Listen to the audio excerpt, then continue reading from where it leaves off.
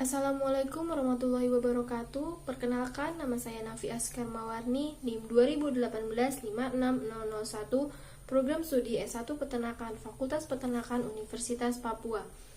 Tugas dari mata kuliah Ilmu Ternak Perah dengan judul Proses Sintesis Susu. Proses sintesis susu terdapat 5 jalur yang bekerja secara sendiri-sendiri dalam waktu yang bersamaan.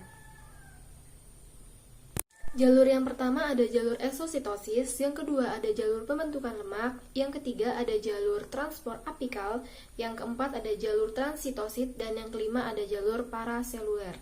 Berikut saya akan menjelaskan satu persatu dari kelima jalur tersebut. Pada jalur eksositosis terjadi pembentukan protein dan laktosa.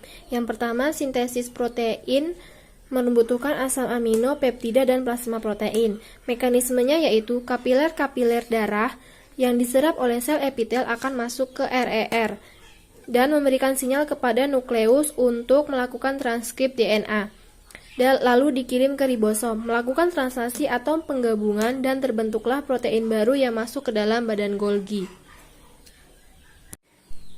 Yang kedua yaitu sintesa laktosa, di mana bahan-bahan yang digunakan yaitu satu molekul glukosa diubah menjadi galaktosa dan satu molekul glukosa menjadi glukosa.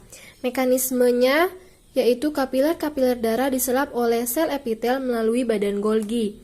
Langsung terbentuk laktosa dan ada enzim laktosintesis. Glukosa dan galaktosa menjadi laktosa, lalu diselubungi oleh vesikel. Protein laktosa menuju apikal menempel pada dinding atau kantung lalu pecah, kemudian keluar volumen. Jalur yang kedua ada pembentukan lemak. Pembentukan lemak dibutuhkan fruktosa yaitu asam asetat, hipiselida, dan beta-hidroksibutirat. Ketiga nutrien tadi dibawa oleh kapiler darah menuju SER. Di SER dibungkus oleh membran fosfolipid kemudian menempel pada apikal. Tidak pecah dan bergerak ke rumen dalam bentuk telur bulat. Kemudian jalur yang ketiga ada transport apikal.